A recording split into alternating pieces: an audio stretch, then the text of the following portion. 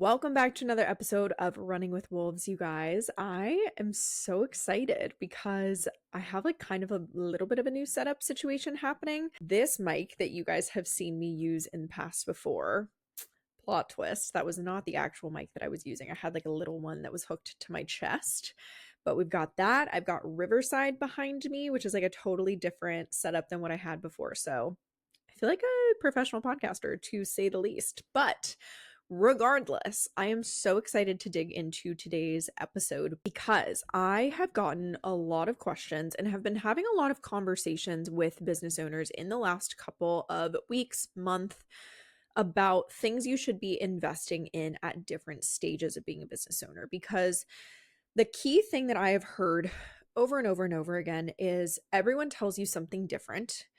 And every investment that I have made in the past has not given me the ROI that I have been looking for. And it's really kind of disappointing and frustrating. And so I'm really not sure where to go from here. I have this conversation with business owners multiple times a week where I basically kind of have to talk them through based on my experience and also based on clients I've had conversations with, peers who are other business owners that I've had conversations with about really what they should be investing their money in at different levels of business. Now, this doesn't just go for mentorship. This goes for ads, team members, etc. So I'm pretty much going to cover everything, what you should be investing in your business at different stages when it comes to systems, processes, softwares, team members, marketing,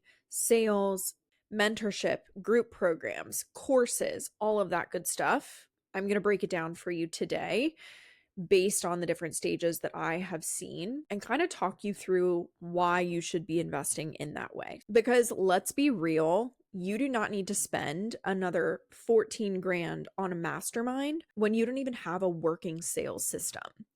Or you don't need to invest in ads, thousands every month, when you don't even know what the messaging is that actually converts your target audience into a sale. I genuinely believe the reason why people don't see an ROI when they make investments is because investing isn't the problem.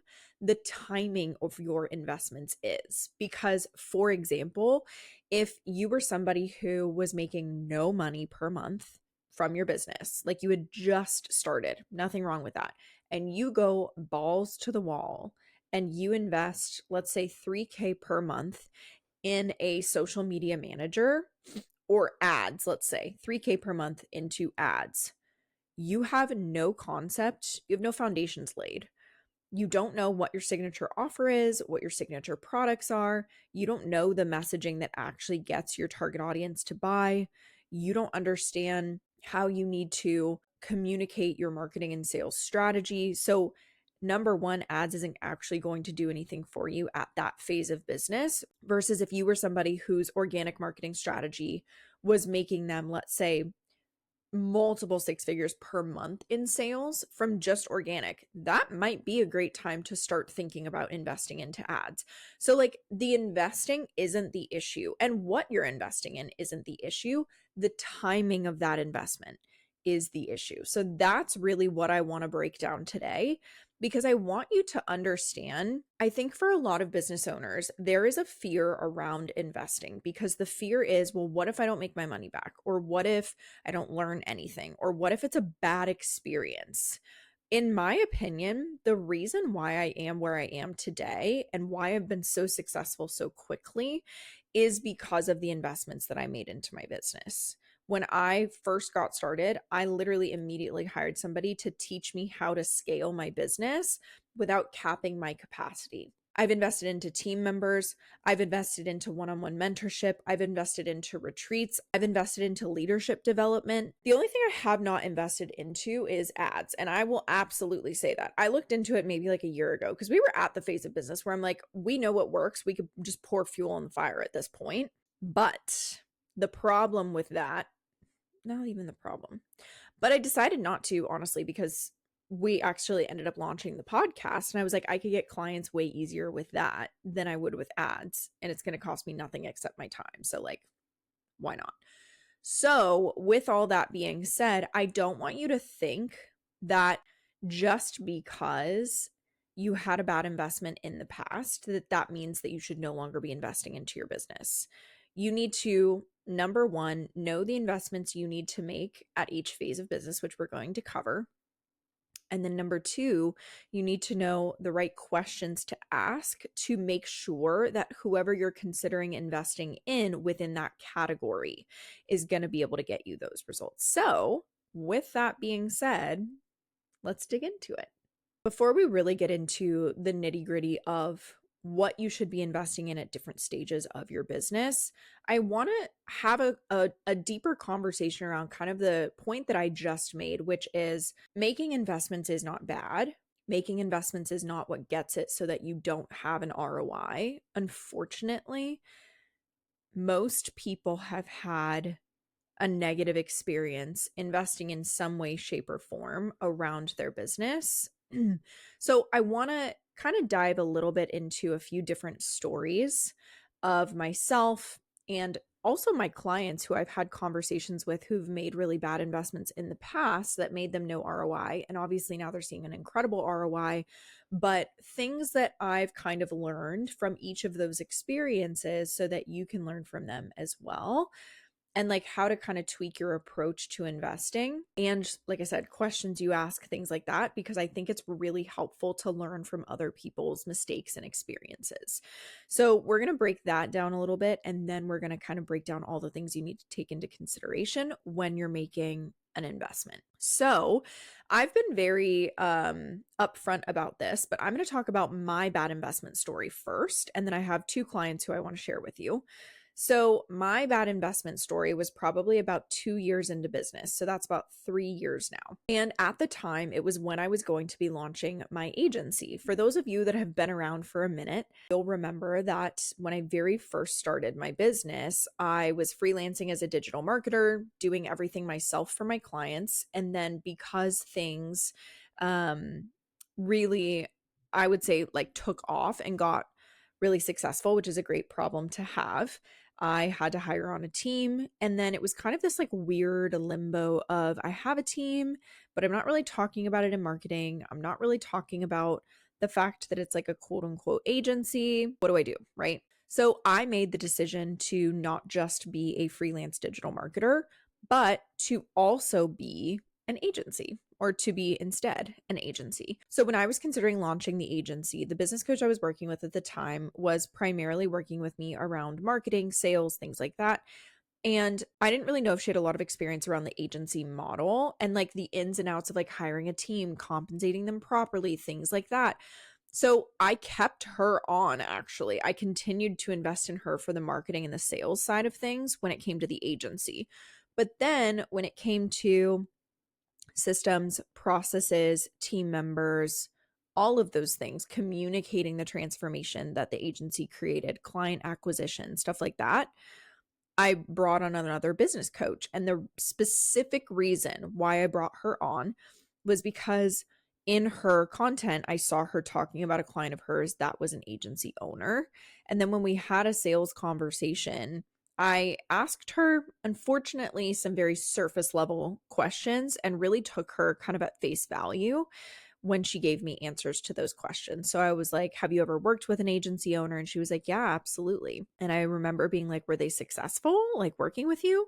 She's like, yeah, absolutely. Like they've done really, really well. Loved working with them, blah, blah, blah. And I was like, okay, cool. Sounds good. Moved right along. Right. At that stage, I was a very, going back to our buyer types, very relational buyer. I really trusted the person, trusted what they said, took them, like I said, at face value, and definitely learned from that experience because it was a 6-month contract that I signed on for. And after the first 2 months, I think it's been so long, after the first 2 months in that contract was when I launched the agency. And the primary reason why it was such a successful launch was because of my other business coach that I was working with around marketing and sales. We were incredibly successful, ended up signing on, I think it was like 6 clients or something like that right in the very beginning. So like we did really, really well when it came to our marketing and our sales. But every single time that we had a call, number one, it was calls and Slack, right? Or Voxer, I can't remember which one it was at the time, but Voxer was like all the rage. So makes sense if it was Voxer. But she didn't really check in with me in between calls. And when I would come to the call, there wasn't stuff she was checking in on me about. It was more so me asking any questions that I had. She would answer the questions. And then if I didn't have any more questions and it had been like 45 minutes, she was like, okay, well, like, see you next time. And I felt like a lot of times it was me being like, hey, here's what I think I should do. What do you think about that? And she was like, yeah, that sounds like a great idea. And I'm like, I'm not paying money for a yes man. Like, that's not what I want. Right. So it was really frustrating because I kind of felt like I flushed $30,000 down the drain. And I understand everyone has a different process. I understand everyone has a different approach. But being a consultant myself, if my clients don't have any questions, there are a ton of things that I have already in my brain in regards to what they're doing, how their audience is behaving, all this different stuff, like information I need to know to make sure we're on track to hit our goals.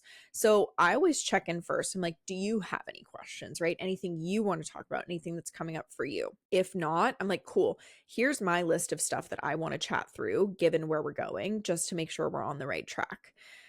There is never a time where I finish before like probably 55 minutes with a call, honestly, with my clients. And also, I have conversations in Slack with my clients probably every single day about what we're working on together. And if I don't hear from somebody for like, I usually give them about 3 days and then I check in and I'm like, hey, what's going on? Right. So it's frustrating to me because I know what it takes as a coach, as a consultant to get your clients results.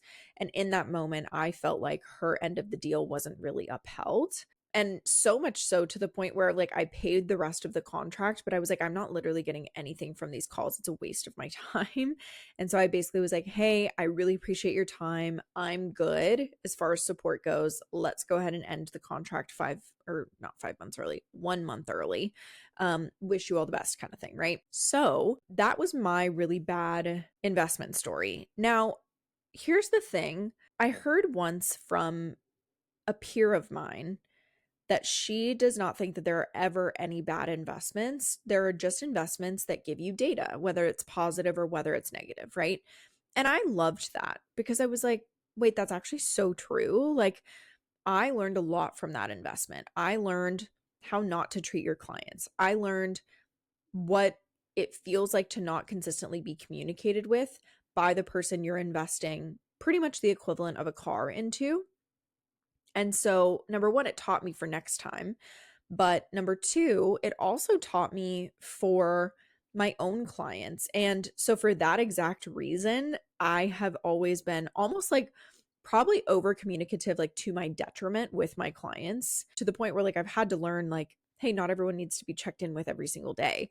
But my concern that's always at the top of my mind is I want to make sure that they feel supported, that they know that they have me in their corner, and that it's not like, oh, if you don't have any questions, you're good.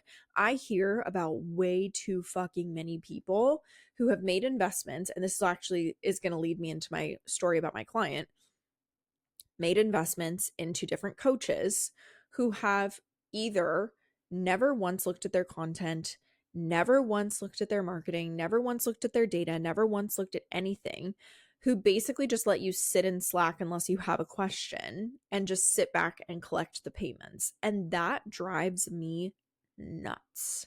Drives me bonkers because it frustrates me because that's not what you're paying for. Sometimes you don't know the right questions to ask when you're hiring a coach, when you're hiring a consultant, and that's okay.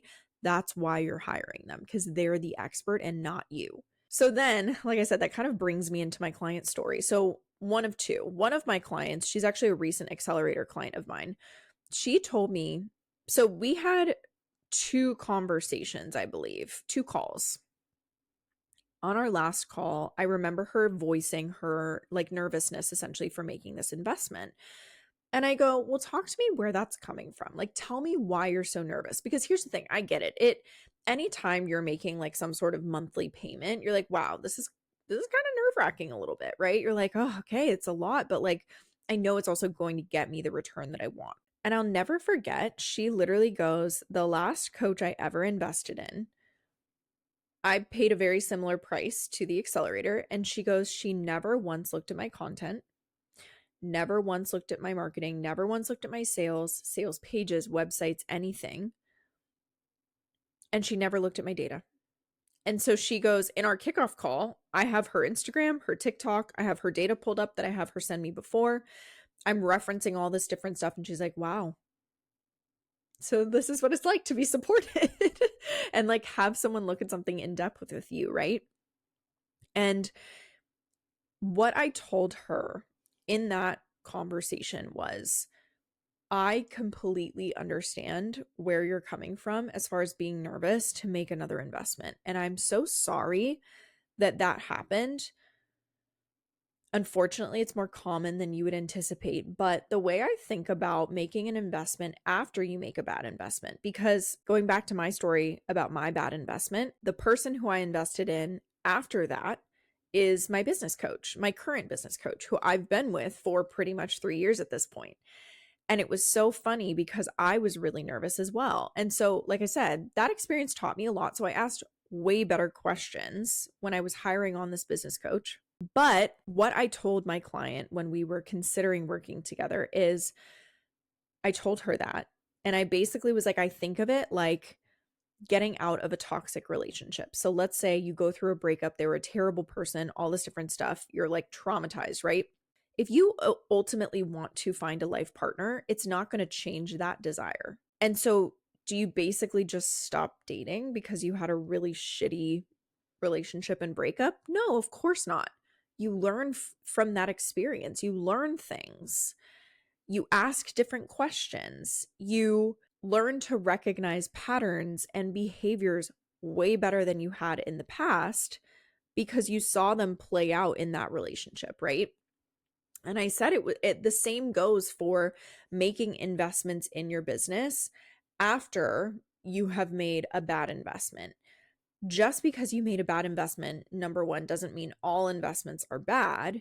And number two, if you have a dream or a goal and you know that you lack the knowledge or the expertise or the clarity or any of those things that are necessary to get to that goal, what are you going to do? Just be like, well, I don't want to get duped again into a bad investment. So I'm just like not going to search for that information. I'm not going to get help. Of course not. You would basically sit there and be like, okay, so I learned to ask this question. I learned to ask this question and this question and this question and look out for this. When I made that investment into that business coach that was not great, I fell for really good marketing. And I was also just a little too trusting. And what's so funny is I went from a very relational buyer to a very analytical buyer after that. So I do my research. Anytime I want to make an investment into my business, number one, I typically get a referral, right? So that's how I found my current business coach. She was referred to me actually by my old business coach, who I absolutely adore. Shout out Demi. And so she referred me to her because she just had so much experience with scaling the agency model, all this different stuff, right? So I asked her a ton of questions about her agency clients. I basically was like, where were they at when they first started with you? Did they have an agency model? How did you help them? What did you do for them? Can I talk to one of your past agency clients? And actually, what's really funny is now one of her past agency clients is one of my operations agency people, who I love. Shout out Assist Her Agency. Shout out Gabs. We absolutely adore her. But so all that to say, I asked all those questions and I still felt nervous pulling the trigger. I'm not going to lie to you, because also what I was paying her at the time when I first started with her was more than I was paying in rent. And I was like, wow, okay, this is a big expense, but like I've seen the proof, I've asked the questions, and at this point, the only thing holding me back is myself. So I just need to do it, right? The only other story I'll tell you before we kind of dive into this is my other client, who was an accelerator client of mine and is now a 2-time consulting client of mine. When she first came to me, they were making about $15,000 a month in sales. And she had invested what she basically said was the equivalent of a down payment on a home into paid ads and had seen no return from it. None.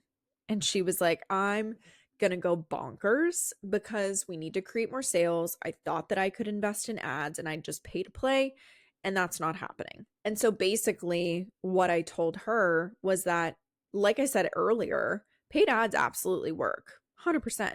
But the difficult part about paid ads is that unless you know what messaging converts your target audience into a sale, what they need to hear to buy, quote unquote, right? Unless you know that, you're wasting money pouring fuel onto the fire when you don't even actually know what's going to make it burn, right? It basically would be like you pouring stuff to make the fire stronger, pouring gasoline onto a fire that has no kindling in it. It's like, it's not even lit. Like, what are we doing? Why are we pouring gasoline onto something that's not even lit? The whole purpose is for the fire to get bigger. It's not even started yet. Why are we pouring gas on it? Right? The exact same goes for your marketing and your sales. Unless you know what causes your target audience to buy, you should not be spending money on ads. Point blank, period. Quote me on it, put it on my fucking tombstone. So, with that being said, that was my advice to her was, yes, you've made a bad investment into ads. Now it's time to master your organic marketing so you know what converts people into a sale, and then you can do ads. I straight up told her, I said, once you get to $100,000 months, I will support you doing ads. And guess what? She got to $120,000 in sales per month, I think maybe 5 months into working with us. And on top of that, she sells a $97 skincare kit. Thank you so much. So with all that being said, the lesson to learn here, like I mentioned, is that investments are not bad. Most investments will actually be incredibly supportive to you at some point in your business. But oftentimes what happens is business owners get the timing wrong. And so then because of that, they don't see results and then they don't want to make investments anymore. So if you know you need to invest in your business in order to grow, let's talk about the things to invest in at different stages now so that you can feel really confident moving forward with those investments. So now let's talk about kind of the different levels and what I would suggest investing at each phase of business. All right, we are going to start at the very beginning. That makes me think of Sound and Music. Let's start at the very beginning, the very best place to start. So level 1 is going to be you're making anywhere from $0 to $5,000 a month, right? At this point in your business, you are really just literally laying the foundations. You are getting proof of product, getting proof of concept, right? You're like, I have a really great idea, whether it's a product or a service, and I'm going to try to sell it, see what happens, right? So your focus at this stage of business should be, and I say this to everyone, have one signature product, have one signature service that you are focused on selling. And then the other thing that I would also say is you need to set up the foundations of your business. So this is not the time to just focus on your marketing and your sales. Yes, that's an important element because sales is what allows your business to grow and marketing controls your sales. However, you also want to be focusing on building an audience, building a connection with your audience, making sure that you have basic systems and processes in place. So whether that is, an onboarding process or whether that is a billing process, a checkout link, a landing page for your product, right? Just literally the basics. Can people find you? Do they like your product? Are you connecting with your audience? Do they like your service? Can they go buy it somewhere? And then how do you deliver it? Essentially, that's the only other thing is I would say like product or service delivery is also really important. So you're kind of looking at every department of your business and setting all of it up to really make sure that your business can operate. So when you are at this point in business, you want to invest in knowledge and education. So the way I always think about it is like one singular word for each phase. This one is really knowledge or education.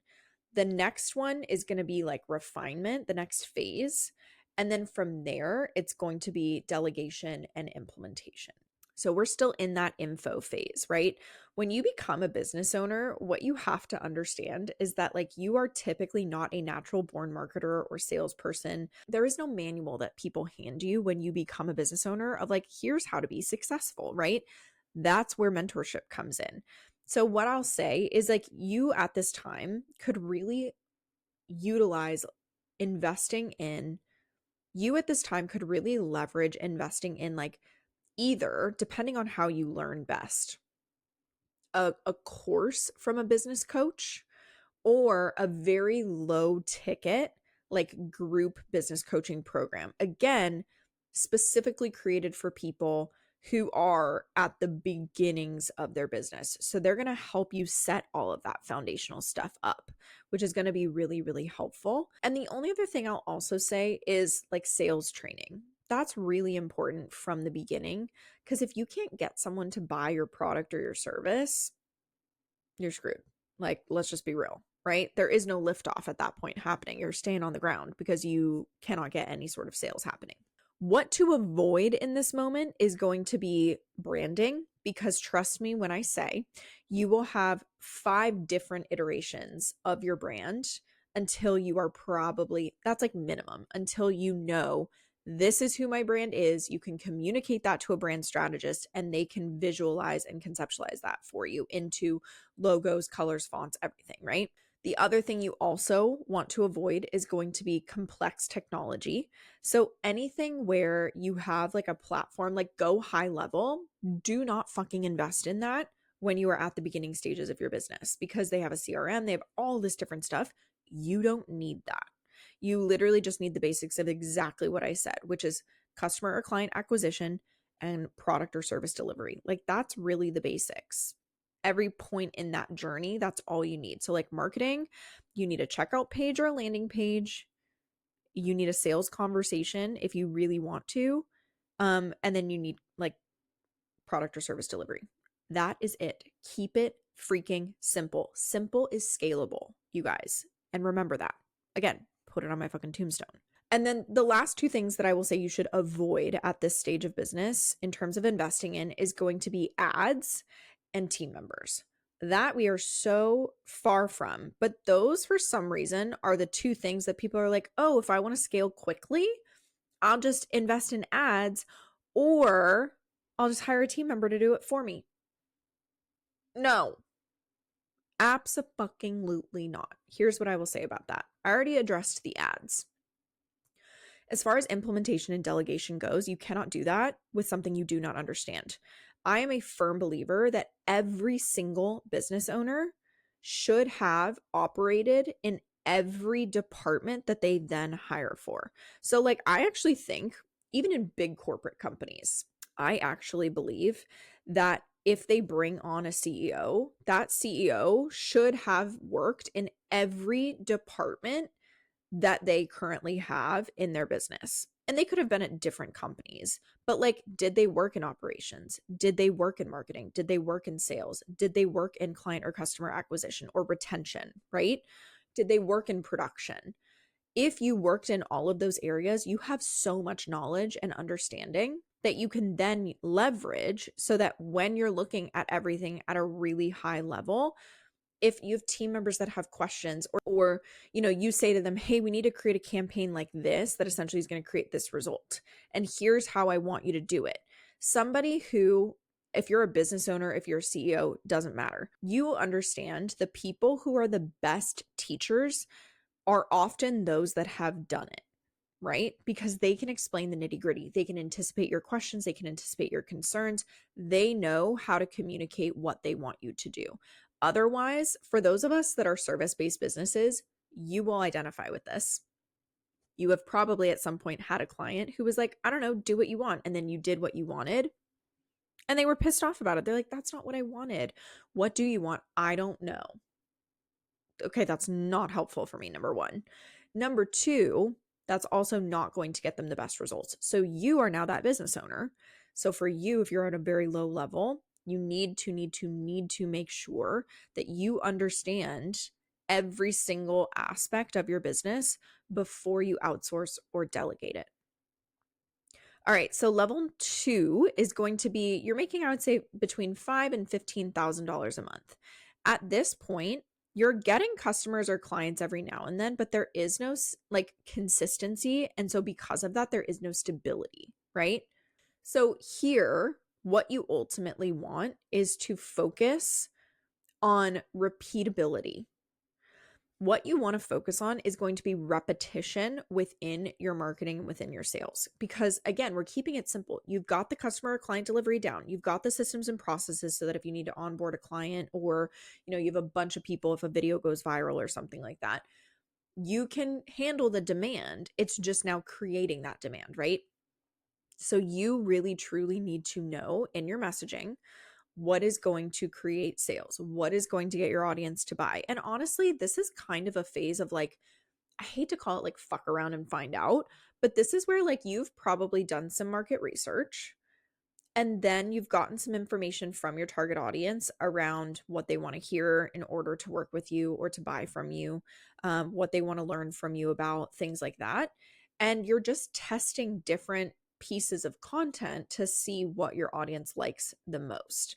And same thing with sales conversations. This is the time you need to get your reps in.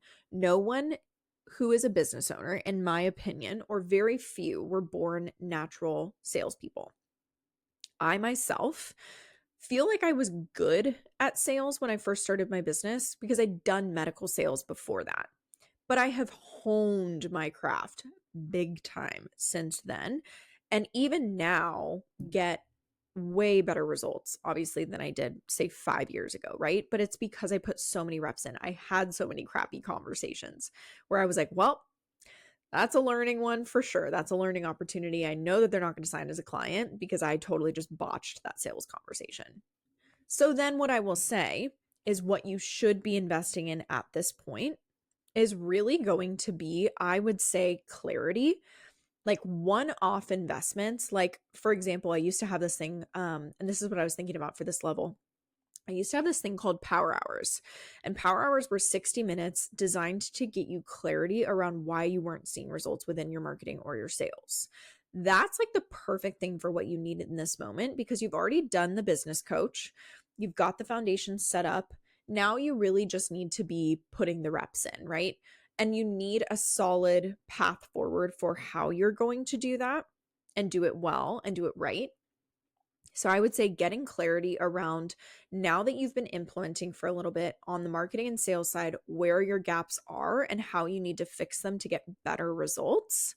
The other thing I was also going to say is simple funnel builds for automation and scaling. So instead of really like piecemealing together your tech or your operations, this would be a great time to get like the most basic plan on something like Kartra, right? Because it will scale with you. You don't need the full extent of it yet, but it has all of the things that you need in one place. Checkout pages, onboarding funnels, portals, anything, right?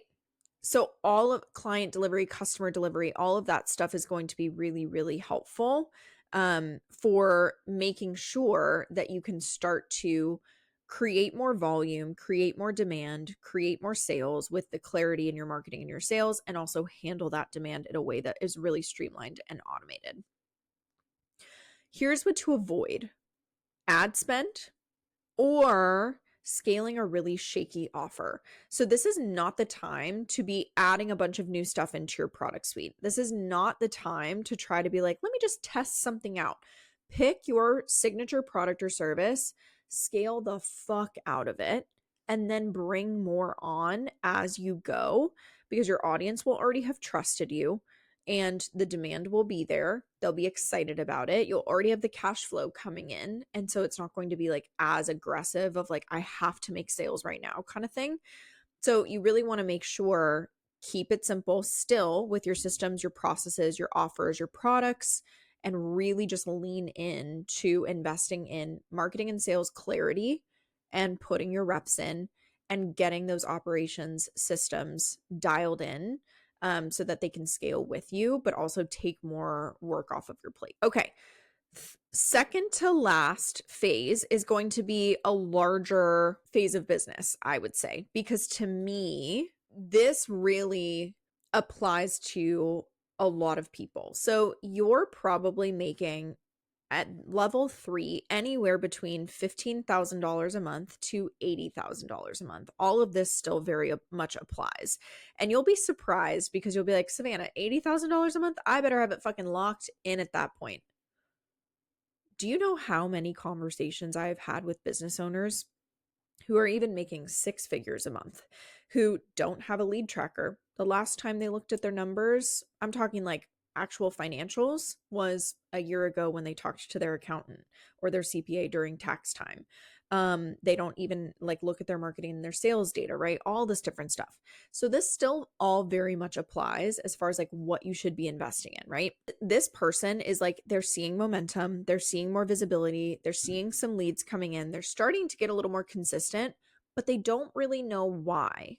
They couldn't tell me if I asked you point blank, like, hey, you just got 5 leads on Friday. That's awesome. Number 1, congratulations. Number 2, hope you can close them. Hope you've really mastered those sales skills. And number 3, what brought that in? You would probably look at me and be like, I don't know. Let me go look at what I posted that day. I don't know. But you couldn't tell me for sure. And so that's why, if you want easier sales, if you want faster sales, if you are like, I want to scale to 100K months at this point, your focus for this phase needs to be data, a deeper marketing strategy, and honing your sales skills. Everything else, again, keep it fucking simple. You don't need a team at this point. You don't. Point blank.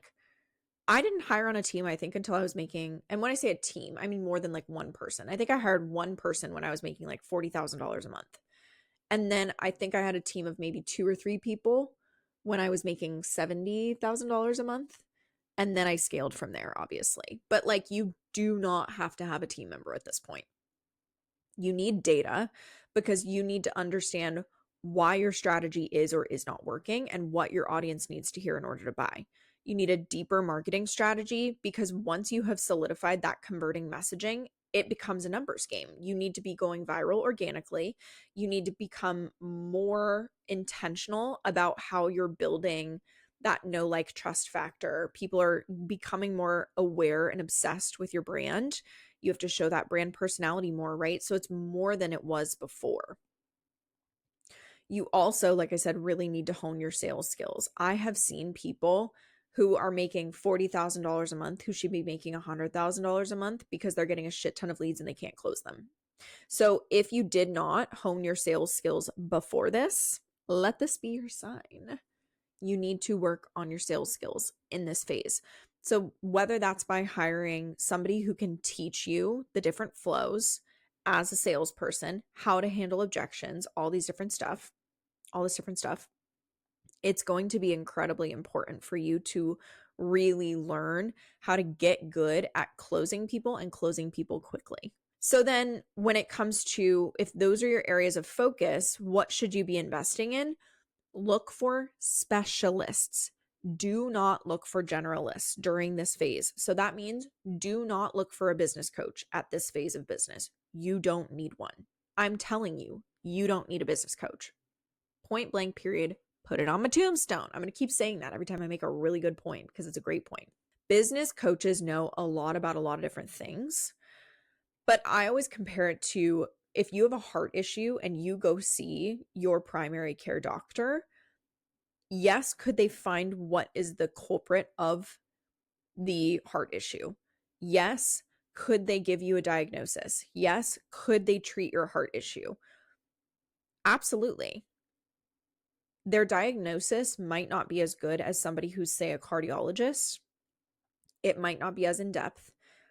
It might take them longer to diagnose you, and therefore the treatment may or may not work as well because it's been incorporated too late, or it's the wrong treatment because they've given you the wrong diagnosis because they don't eat, sleep, and breathe hearts. Versus if you went to a cardiologist and got referred to one by your primary care, they would probably very quickly be able to tell you what the issue was, how to fix it, and make sure that you got good results from your care with them.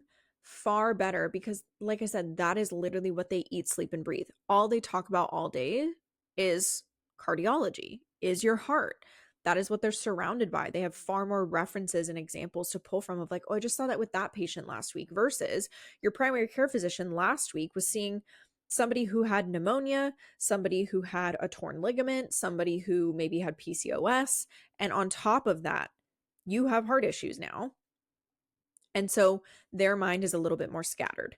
The same goes for a business coach versus a specialist. A business coach is someone who has conversations about scaling your business as a whole, which requires, and I can speak to this because with my consulting, it's holistic consulting. It's your full business.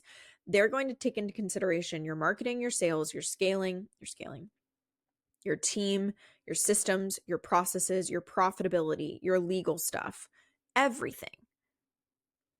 So you are probably going to speak to marketing and sales 10% of the time, versus if you worked with somebody who was a marketing and sales specialist in this moment, that is all you would speak to, and you'd see better results faster because that is what they eat, sleep, and breathe. So make sure that you hire a specialist.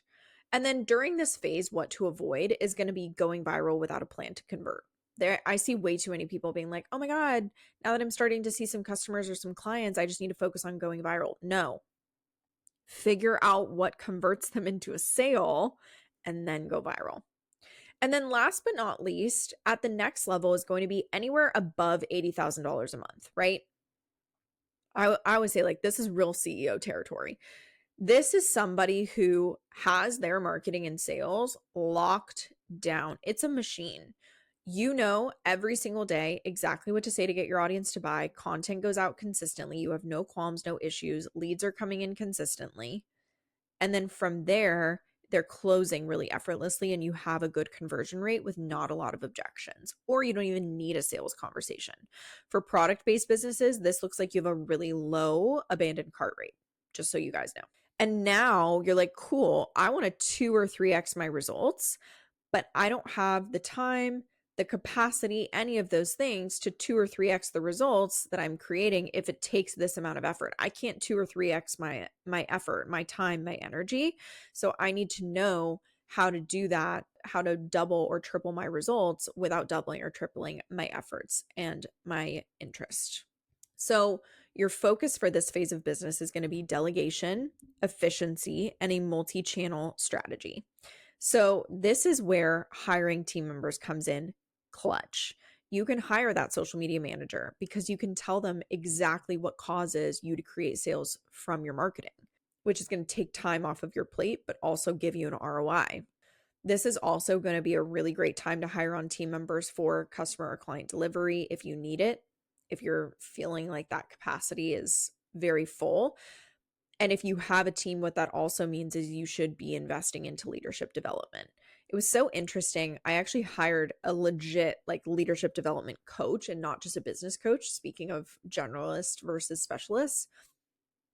And I learned so much about how to be a better CEO, how to be a better leader, to the point where when I had a massive team, and I still to this day get this compliment, but like I've had people tell me like I've not had a boss like you. Like just thank you for being who you are. And so to me, I'm like, okay, I did my job right, if that's what I'm getting. And I will consistently continue to learn about how to be a better leader and invest in my education in that sense. But I think hiring that person who can help you, if you're going to have a team, you have a responsibility to them to be a good leader and learn how to do that. And then the last thing that you could invest in at this point, if you wanted to, would be ads, because at this point, you know what's going to start the fire, what's going to start the sales, what's going to get the sales continuing to flow, and you can pour gas on that fire and actually get an ROI from those ads. So all that to say, and in kind of just like wrapping up, key things I want you guys to remember is you cannot outsource what you don't understand first. Point blank period. Put it on my tombstone. You can't. And so you have to learn how to do each of these things first before you can delegate, before you can outsource anything like that. The other thing I also want you to remember is that it is normal for you to be nervous to make an investment into your business, especially if you've had a hard experience in the past where someone really let you down with the purchase or the investment that you made. It's normal for that to make you feel really nervous. ask the right questions, speak to past clients of that person if you're going to make that investment, and then recognize that all of investing is a risk and that there are things you can do to mitigate that risk and make it an educated risk, but it's a risk nonetheless. But it's also, when it pays off, the thing that oftentimes gets people results faster than literally anything else. So it's worth it, but you have to ask the right questions, everything, and then take the risk. Because if they have a proven track record, like, you should do it. So, with that being said, if you guys have any questions around the stage of business you're in and what to invest in, or if you're considering making an investment, doesn't have to be in me, literally in anything, I would love to have a conversation with you guys. So message me on Instagram, tell me what your favorite part of this episode was, or what your key takeaway was, or what your biggest question is. As always, like I said in our last episode, we're really revamping this podcast. I'm so excited about the things we're going to be talking about. And so if you have any asks for topics for podcast episodes, I would love to hear from you as well. And then, as per usual, if you actually want marketing and sales help from a specialist, and you're in those latter two groupings of people, making anywhere upwards of $15,000 per month, those are people that I help live. So if you're somebody who's really been wanting to get that advice, the marketing, the sales strategy, the support, or holistic business consulting, because I do that for higher level business owners as well, send me a DM on Instagram and we can chat, or the application to work with me should be in the show notes below. So as always, thanks for listening, you guys. I loved yapping with you, and I hope you have an amazing rest of your day, and I'll see you in the next episode. Bye, guys.